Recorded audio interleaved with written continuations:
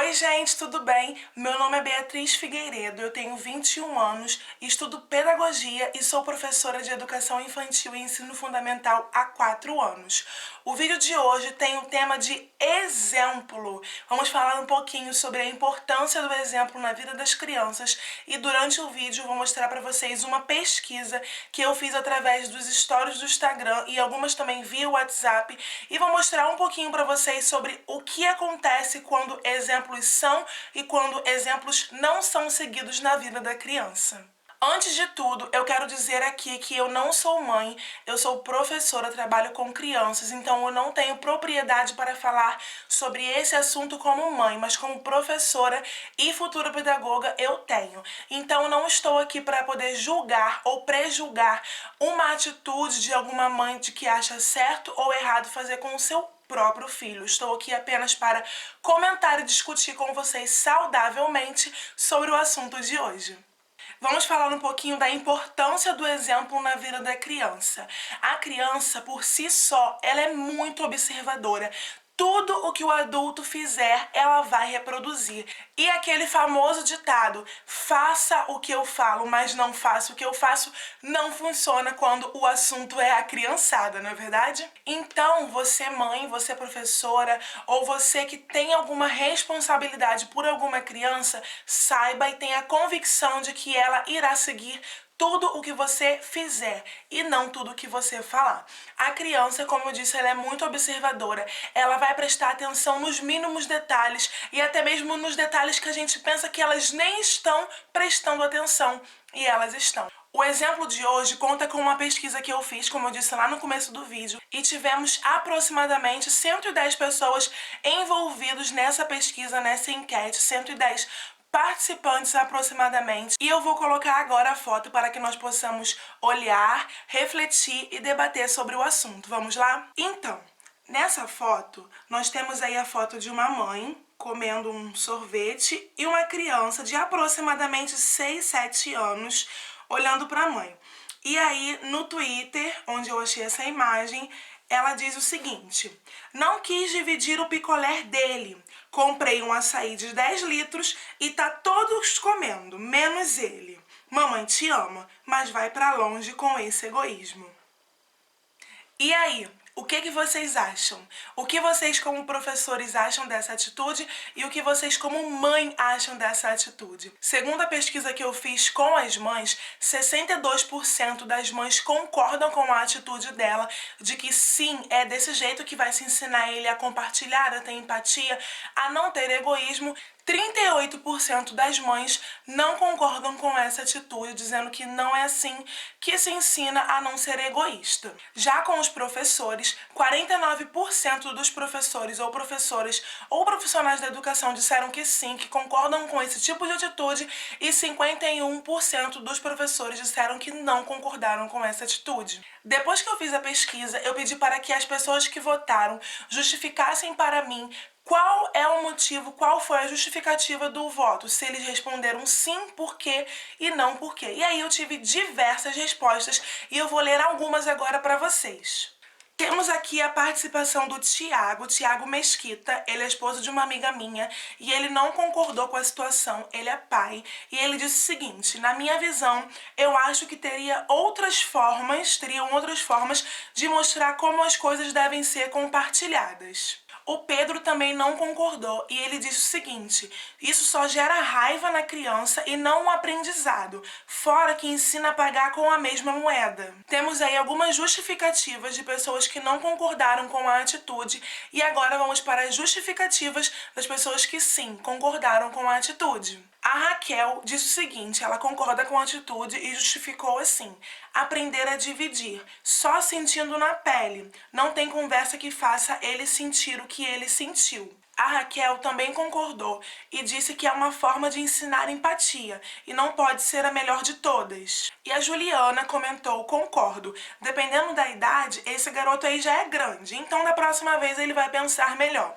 E aí, vocês concordam ou não concordam com a atitude? Reforçando o que eu disse lá no começo do vídeo, que eu não estou aqui para julgar nenhum tipo de justificativa e nenhum tipo de atitude de mãe para com o seu filho. Eu só estou aqui para debater desenvolver saudavelmente sobre a atitude que foi comentada na pesquisa. Existem inúmeros fatores que fazem com que uma criança seja egoísta, e o fator que eu vou citar aqui é a fase egocêntrica, que para Jean Piaget, um psicólogo suíço, é a fase onde a criança desenvolve características do egocentrismo. E em qual idade, né, essa criança vai desenvolver essas características?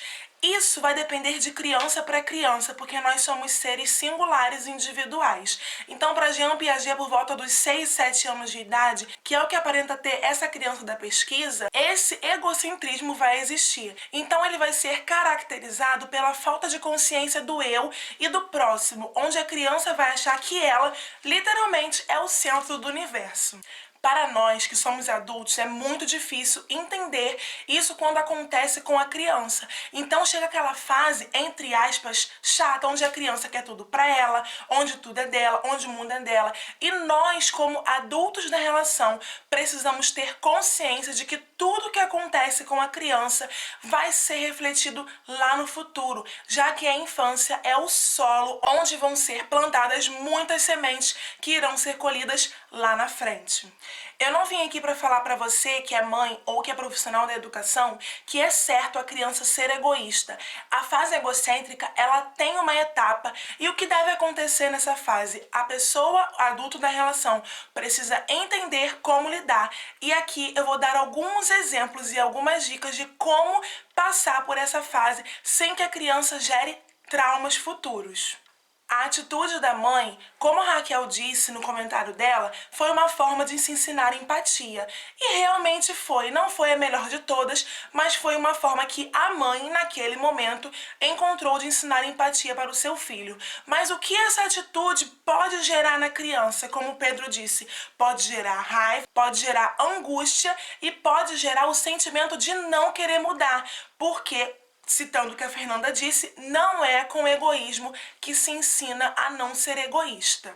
Aos profissionais de educação que concordaram, vamos pensar num exemplo bem comum na nossa sala de aula, quando nós damos aula lá para o maternal, na educação infantil. O que acontece? Quando a criança começa a bater ou a morder, como você vai ensinar para essa criança a não bater e não morder? Você vai explicar que o colega ele precisa de carinho, ele precisa de toque, ele precisa de cuidado. Você não vai precisar morder a criança que morde para a criança parar de morder, porque ela precisa sentir na pele, entende? Porque a criança, ela leva esses traumas, ela leva tudo que acontece na infância para a pré-adolescência, para a adolescência e para a vida adulta. Nós temos uma geração, hoje em dia, muito preocupante, onde muitos comprometimentos psicológicos estão, de certa forma, destruindo a geração de hoje. Então nós temos que ter muito cuidado com as nossas crianças sobre o que a gente fala, sobre o que a gente faz, como a gente se comporta, porque é esse exemplo, o nosso exemplo, que eles vão seguir. No caso da atitude dessa mãe, o filho pode ter aprendido? Pode, e com certeza deve ter aprendido. Na próxima vez, o que vai acontecer na cabeça da mãe? Não, ele vai pensar que na outra vez ele não comeu, então ele vai dividir. Mas de outra forma poderia ser ensinado. Ele poderia ir comprar o açaí, comprar o sorvete que for e dar para as pessoas que ele se negou a dar. Isso poderia ser resolvido numa conversa, porque existem crianças que conseguem sim, numa conversa, num diálogo, entender o que está acontecendo. O que acontece é que nós adultos acabamos não dando satisfações do que a criança, por que a criança precisa fazer aquilo. E na nossa cabeça, com essa hierarquia de adulto, né, a criança não tem querer. A criança tem querer sim, porque como você vai explicar para ela que ela não precisa fazer aquilo? Qual vai ser a consequência? Meu filho, você não pode fazer isso porque vai acontecer isso, isso, isso. Não é assim que nós falamos com a criança? Não corre porque você vai cair. Então a criança não vai correr. Por quê? Porque ela sabe a consequência que vai acontecer. Ela vai cair e ela pode se machucar. Então, numa conversa, por que ele não pode ser egoísta? Porque ele pode ficar sem amigos, porque ele pode ter pessoas que não queiram ficar perto dele, porque isso vai fazer mal para ele. Explicar o quão ruim é ser sozinho, porque as coisas precisam ser compartilhadas. e inúmeros outros tipos de conversas que poderiam ter acontecido. Eu vou dar um exemplo, claro, que aconteceu comigo, de quando eu era criança. O egoísmo sempre foi muito presente na minha vida. É uma coisa que eu estou tentando mudar hoje, aos 21 anos de idade, porque as coisas que acontecem na nossa infância, elas se permanecem, e se a gente não cortar as partes que foram reforçadas negativamente, essas coisas vão nos enraizando e vão nos engolindo até gerar uma depressão, uma crise de ansiedade, ou seja lá qual comprometimento psicológico que seja. Aconteceu de um certo dia, uma certa vez na minha infância, de eu não querer dividir um sacolé. Sacolé, pra quem não sabe, é um suquinho congelado no sacolé, que na época, na infância, estava muito na moda, todo mundo comprava sacolé. E eu não quis dividir, as crianças pediam e eu não queria dividir, na fase egocêntrica. E aí o que aconteceu foi que o adulto da relação, nessa situação, vendo eu não querer dividir, tirou o sacolé da minha mão e deu pra todas as crianças da rua. Aquilo ali me gerou tanta angústia que eu consigo carregar isso até hoje. O egoísmo, naquele momento, ele foi reforçado. E isso se estendeu durante a minha adolescência, durante a minha pré-adolescência, durante a minha vida adulta, e eu estou tentando consertar isso hoje. Por quê? Isso me gerou raiva, tristeza, angústia, e isso me fez muito mal. Não é a minha intenção dizer pra você o que é certo e o que é errado pra fazer com o seu filho. O que eu vim aqui dizer pra você que é mãe é sobre pensar cautelosamente sobre as atitudes que vão influenciar no futuro da vida do seu filho. E você, como professor ou professora, pensar também muitas vezes antes de tomar uma atitude em sala de aula, porque dentro da sala de aula você é o maior exemplo que a criança está tendo. Então, a criança ela não precisa sentir na pele tudo aquilo que vai fazer ela sofrer. Todas as coisas podem ser resolvidas sim num diálogo, e podem ser resolvidas sim sabendo dialogar. Porque muitos argumentos são assim, mas já conversei, e não adianta. Mas como isso é conversado? Como isso é colocado? Quais satisfações, quais exemplos, quais consequências estão sendo colocados sobre aquele diálogo para que aquela criança entenda o que ela pode e o que ela não pode fazer. Negar o sentimento de uma criança só faz com que ela sinta mais angústia e sinta mais raiva da situação. Um exemplo, quando a gente fala, nem doeu, a criança se machuca, nem doeu, tá chorando por quê? Isso acaba invalidando o sentimento da criança, fazendo com que ela se sinta retraída. Então, frases como, nem doeu, podem ser transformadas nas seguintes: poxa, eu entendo sua dor, realmente tá doendo. O que eu posso fazer pra te ajudar? Será que se eu colocar um gelo vai te ajudar? É muito mais confortante pra criança ela entender que ela tem pessoas ao lado dela para que, se ela errar, ela possa contar e ela possa confiar. Pra finalizar, hoje eu vi os stories do Instagram da Bianca, o Instagram dela é Uma Mãe Pedagoga, e a Bianca contou que a filha dela, a Isabela, ela tem um canal no YouTube, e elas foram à festa de um padrinho, do padrinho da Isabela, se eu não me engano. E lá tinha uma mulher que fumava e ficou brincando com a Isabela, e fez cosquinha, e toda aquela brincadeira. Quando chegou em casa, a Isabela ficou brincando com a tampa da canetinha, segurando como se fosse um cigarro, e fazendo assim. E a Bianca foi conversar com ela, falando, filha, onde você aprendeu isso? Porque a mãe não sabia onde a criança tinha aprendido e nem lembrava da situação que aconteceu na festa, que ela viu a moça fumando. E na família da Bianca, como ela relatou lá no Instagram, ninguém fuma. Então a Isabela contou pra mãe, né, depois da Bianca ter conversado, contou que foi a mulher da festa. O que nós tiramos dessa situação? Que a criança sim aprende com os exemplos e que você precisa ter confiança, que a criança precisa ter confiança em você para que ela possa te contar as coisas sem medo da repreensão. Porque o que poderia ter acontecido com a Isabela? A Isabela poderia pensar, não, eu não vou contar, senão minha mãe vai brigar comigo. Não foi isso que aconteceu. A Isabela contou que foi a moça porque ela sabia que se ela contasse para a mãe não haveria aquela repreensão. Houve um diálogo, a Bianca conversou que isso é coisa de adulto, que criança não faz isso, que até para adulto isso também faz mal.